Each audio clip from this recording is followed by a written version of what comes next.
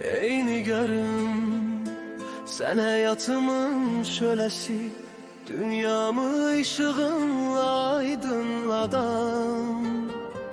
Meleksim ha, zerre kadar şüphem yok, ruhumdur eşkinle bağlanan zincir. Duyguların sərhədi yok, engeller korkutmaz. Yolun başlangıcında her şey kör kimi yanar.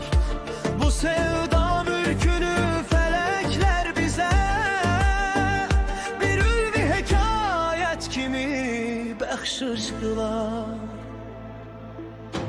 Eğer nur zulmete bir aydınlıksa, gece ışığı üçün sirri nihandır. Bu tek bir hakikat canım sevgilim, tesadüf değil bu karşılaşmaya değer.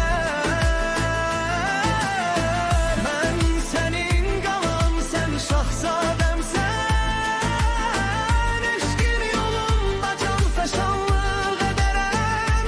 Tekçe sen ve benim olduğum bu cahanda, seninle ebediyete kadar giderim. Sen sübh-i sadigin terabetisən, camalın kalbime bəxşeyler huzur. Milyonlarca kelime belki boşuna, sessizliğimde ele ruhum aydınlanar. Tapılmaz bu eşkin misli beraberi, kalbimdeki tüğyanı kimse dindirmez. Varlığın ruhumdan kimse sildirmez.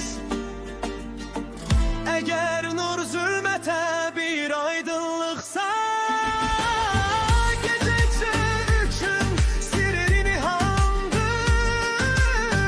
Bu tek bir hakikat canım sevgilim, tesadüf değil bu karşılaşmaya değer.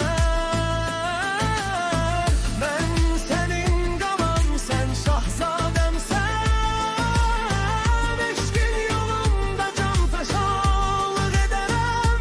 Tekçe sen de benim olduğum bu cahanda, seninle ebediyete kadar giderim. Eğer bir gün bütün ışıklar sönerse, zulmette tekçe biz kalarıqsa yar, bir elin toxunuşuyla bir nefesle, rüyaların ve yolların otayında sene giden yol, yolu bulacağım. Seni herkesten hissedeceğim. Sen şölemsen, sen ışığımsan, bu eşknamede daha hiçbir mani yoktu bize.